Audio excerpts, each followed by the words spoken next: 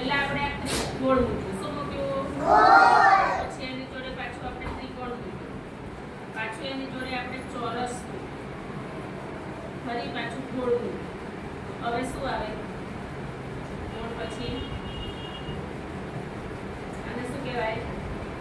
શોધવામાંથી ત્રિકોણ હશે મૂકવું હશે આવે બીજો.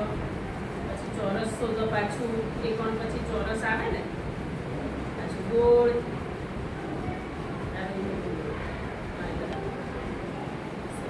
આવી રીતે પેટર્ન આગળ વધે. સમજણ પડી ગઈ ને? આ પેટર્ન છે, એવી રીતે આપણે ગણિતમાં ભણવાનું છે. એટલે આ બધા ચિત્રોની પેટર્ન નથી, અંકોની પણ પેટર્ન છે.